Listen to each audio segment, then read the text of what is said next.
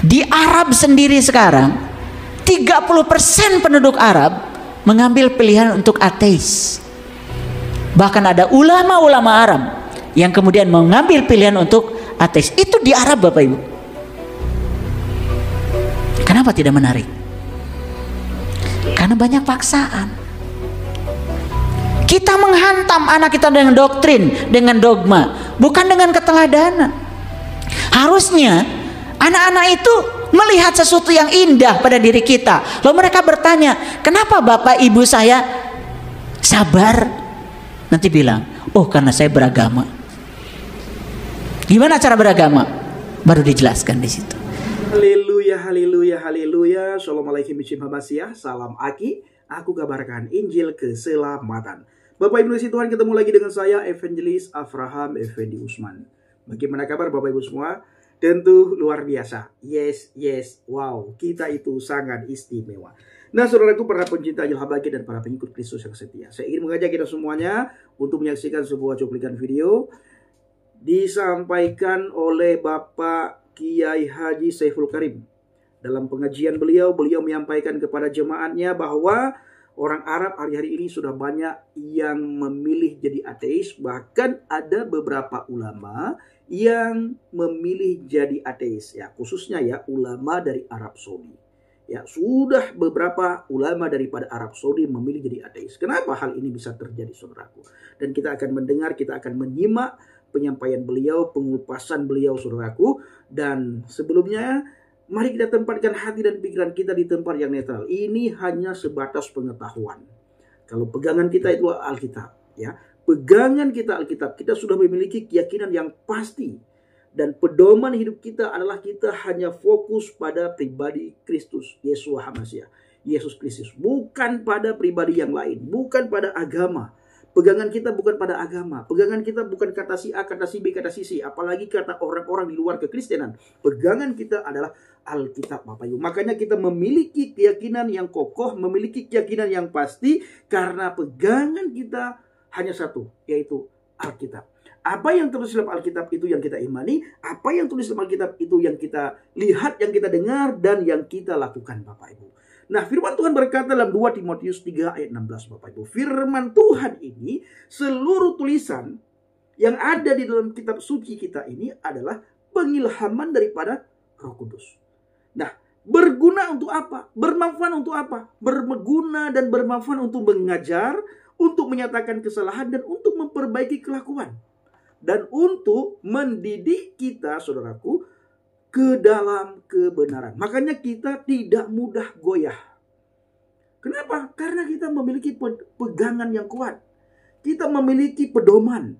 Kita memiliki keyakinan yang pasti di dalam Kristus, Bapak Ibu.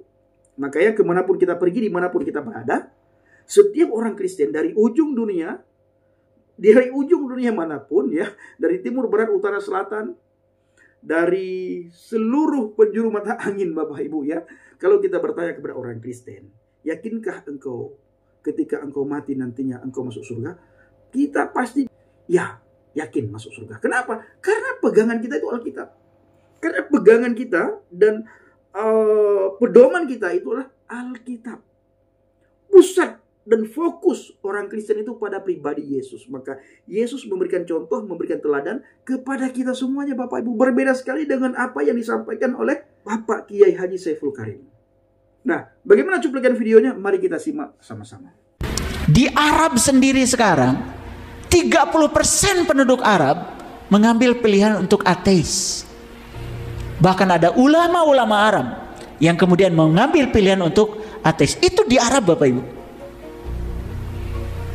Kenapa tidak menarik? Karena banyak paksaan. Kita menghantam anak kita dengan doktrin, dengan dogma, bukan dengan keteladanan. Harusnya anak-anak itu melihat sesuatu yang indah pada diri kita. Lalu mereka bertanya, kenapa Bapak Ibu saya sabar? Nanti bilang, oh karena saya beragama. Gimana cara beragama? Baru dijelaskan di situ. Kira-kira kalau begitu bakal menarik nggak, Bapak Ibu? Coba sekarang. Kalau tokoh-tokoh agamanya tidak ngasih teladan, yang beragama pun hanya didoktrin mendoktrin seolah-olah agamanya paling benar, tetapi tidak ngasih keteladanan.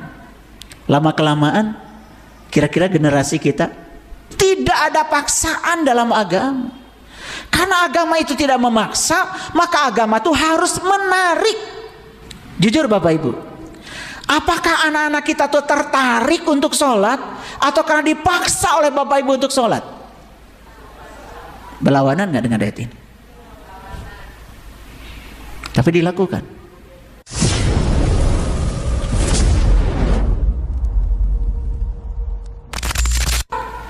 Beda dengan kalian. Ngurusi rumah tipe 21 aja ngeluh. Betul apa tidak? Nih, ngurusi anak baru 3 aja udah marah-marah. Betul nggak? Nih, ibu saya ngurusi anak 11. Gak pernah saya lihat ibu saya marah-marah.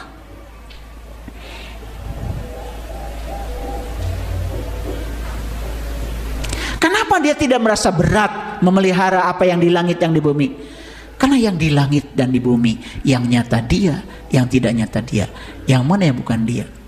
Semua adalah manifestasi dari dirinya. Jadi memelihara jangan seperti kalian memelihara mobil. Waktu baru dicuci, tiap hari diusap-usap. Kan udah 1 minggu gak pernah mandi lagi. Lo yang punyanya aja gak mandi-mandi. Oke, lihat saya semuanya. Ayat ini dipungkas dengan kata-kata wahual aliyul adim. Karena dia maha tinggi, dia maha agung. Keren gak Bapak Ibu ayat ini? Kalau ayat ini diimplementasikan dalam hidup, jadi gaya hidup. Jadi saya ingin menganjurkan, yuk kita bergaya hidup ayat kursi. Bukan membaca ayat kursi berulang-ulang. Saya juga sering dengar tuh di masjid-masjid ayat kursi dibaca berulang-ulang. Bahkan saya pernah diskusi tuh sama Pak Ustadz. Dapat apa Pak Ustadz? Baca ayat kursi berulang-ulang. Gak bisa jawab. Padahal kalau kita mau merenung kalimat Allahu la ilaha illa huwa al-hayyu al-qayyum. Sampai situ aja sudah menggigil saya. Apalagi kalau sampai wahuwal aliyul adim. Bapak Ibu, itu Al-Baqarah 255 itu. Nah sekarang kita lihat lanjutannya, ya. Al-Baqarah 256, ya. Ini mohon maaf. Ini Al-Baqarah 256 harusnya, ya. Belum saya ubah ya. Al-Baqarah 256 dimulai dengan kata-kata yang sangat indah. La ikraha fiddin. Tidak ada paksaan dalam agama. Bapak Ibu, anak kita tidak suka makanan, dijejalkan saja makanan yang tidak suka ke mulutnya. Muntah enggak? Muntah. Kira-kira yang menjejali makanan ke mulutnya akan dibenci enggak sama anak itu? Nyaman enggak kira-kira anak itu? Oke. Coba sekarang sediakan makanan yang dia suka. Kira-kira makan sendiri enggak Bapak Ibu? Makan sendiri. Kalau dia dihadapkan kepada makanan yang dia suka, dia happy enggak Bapak Ibu? Happy. Habis enggak kira-kira makanan itu? Minta lagi. Betul enggak? Sesederhana itu kalimat la ikraha fiddin. Tidak ada paksaan dalam agama. Karena agama itu tidak memaksa, maka agama itu harus menarik. Ngeri maksud saya? Harus apa? Menarik. Jujur Bapak Ibu, apakah anak-anak kita tuh tertarik untuk sholat, atau karena dipaksa oleh Bapak Ibu untuk sholat? Berlawanan nggak dengan ayat ini? Tapi dilakukan. Nih, banyak kejadian di di tempat saya. Jadi gini ceritanya. Ini si suami ini kasar, galak, tidak menghormati istrinya. Alhamdulillah ketemu saya. Setelah ketemu saya itu berubah akhlaknya. Jadi lembut, menghormati, sabar, menghargai. Maaf ya Bapak Ibu. Istrinya minta diantar sama suaminya ketemu saya, mau belajar. Paksaan bukan itu? Kenapa menarik? Karena ada contoh, ada teladan. Nah sekarang ini kan masalah kita di masyarakat ini, jujur ya, di Arab sendiri sekarang 30% penduduk Arab mengambil pilihan untuk ateis.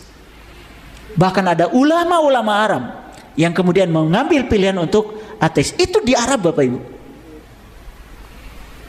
Kenapa tidak menarik? Karena banyak paksaan.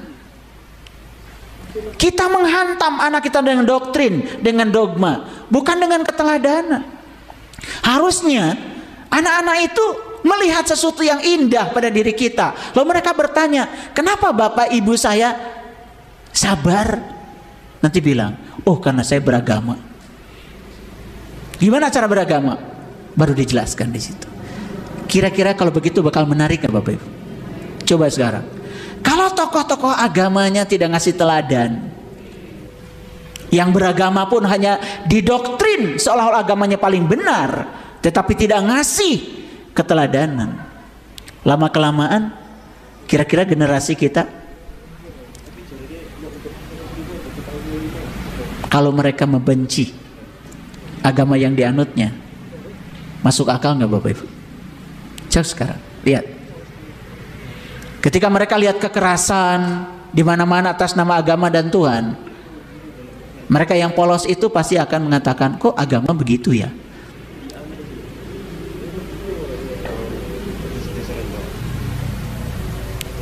La ikrah fiddin. Kalau dibahas ini keren sekali Bapak Ibu.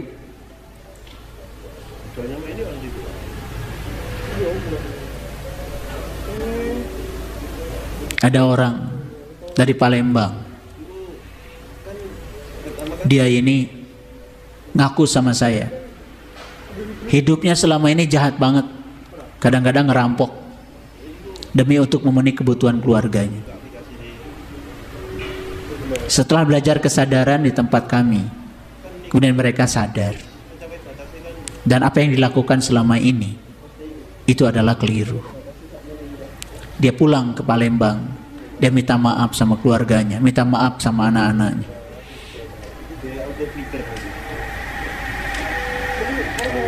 Keluarganya bingung,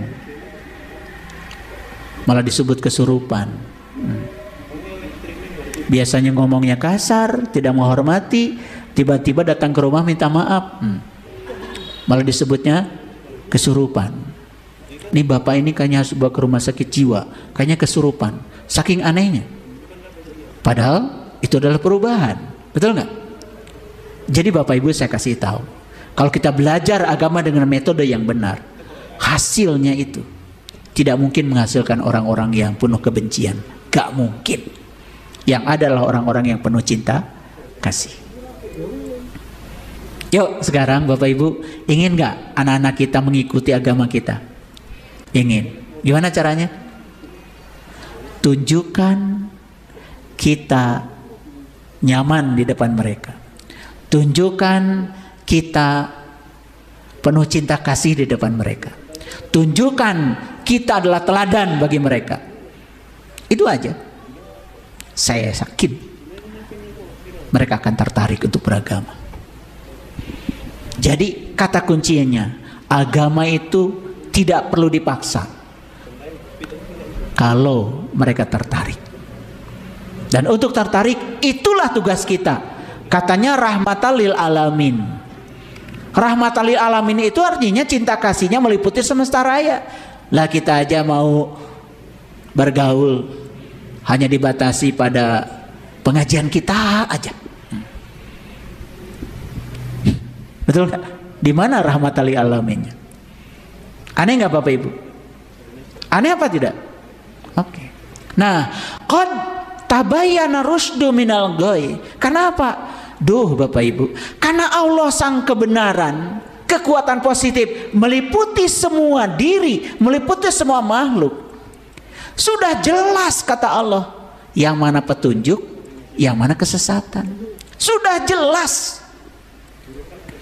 Coba anak-anak kita yang belum belajar agama, sudah bisa kan membedakan mana yang baik, mana yang buruk? Betul nggak? Mana yang selaras dengan dirinya, mana yang tidak? Padahal belum belajar agama, malah udah diajarin agama malah jadi aneh. Karena sudah jelas, di dalam diri kita sudah jelas mana yang ditunjukkan, mana yang tidak ditunjukkan, jelas di sini. Bapak Ibu, coba Bapak Ibu, apakah Bapak Ibu untuk tidak berbohong harus belajar agama? Kan tidak perlu. Kenapa? Di dalam diri kita tuh sudah ada ngingetin. Kalau kamu berbohong itu, kamu pasti gelisah. Dan kalau kamu jujur, kamu pasti tenang. Diajarin nggak Bapak Ibu dari dalam? Gak usah tanya Pak Ustadz. Pak Ustadz, kalau berbohong itu tenang apa gelisah? Gak usah. Karena di Quran dikatakan qad tabayyana rusdu minal ghoi.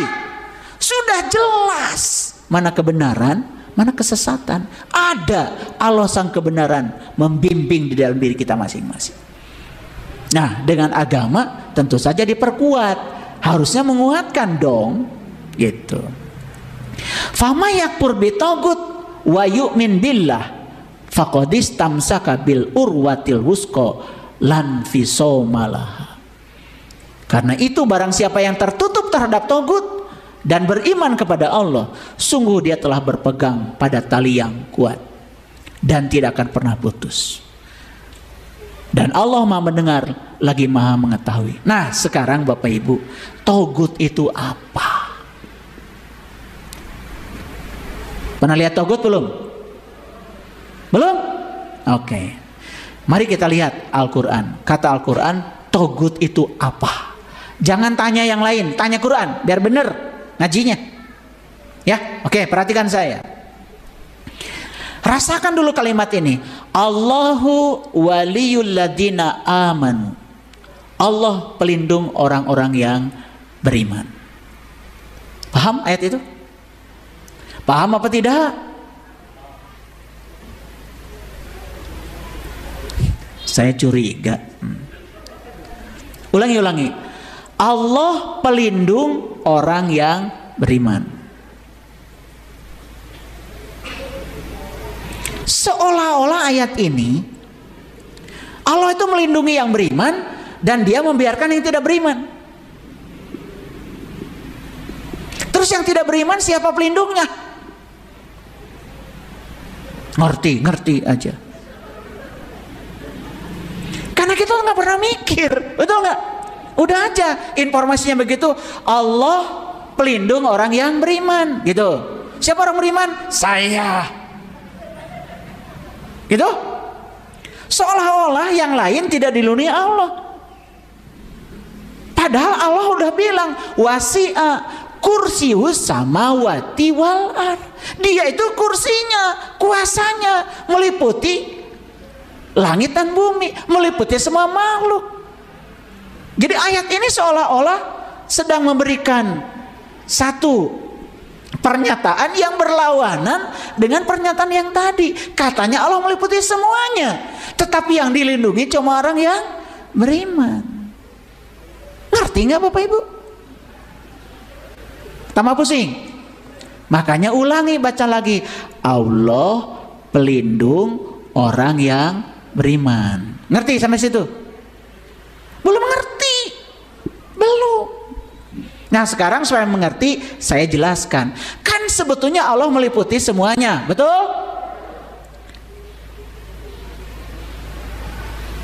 Setuju Allah meliputi semuanya? Oke. Lalu kenapa di sini ada kata-kata Allah pelindung orang-orang yang beriman? Yuk lihat saya semuanya.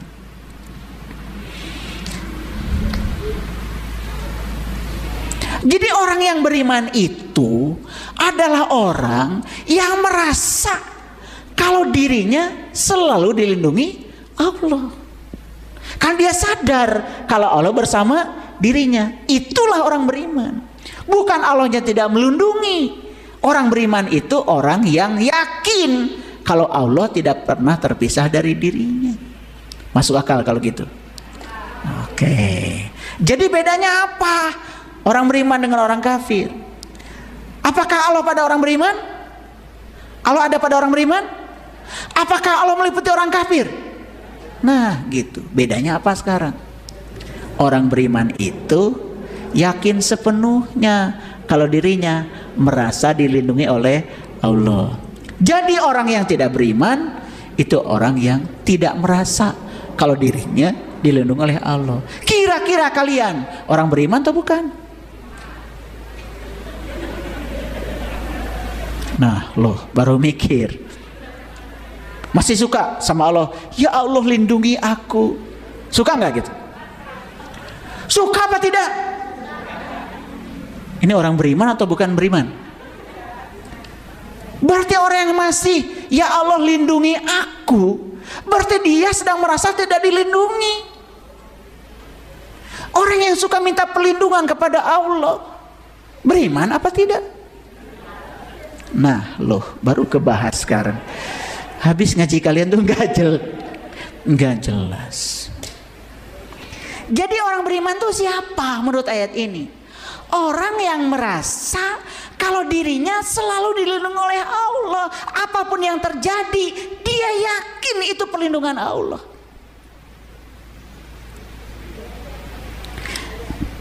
Daftar jadi PNS, gak diterima. Sudah, orang beriman itu saya yakin ini perlindungan dari Allah. Karena Allah sedang merencanakan saya jadi pengusaha. Biar gajinya ditentukan sendiri. Tapi orang yang tidak beriman pasti akan cari peluang, cari orang dekat, cari koneksi, sogok menyogok. Jadi yang suka sogok menyogok iman atau tidak? Ada nggak orangnya di sini? Kesel saya itu. Makanya dibuka aja sedikit ya biar ngerti. Karena kalau nggak dibeberkan gini kalian nggak ngerti-ngerti.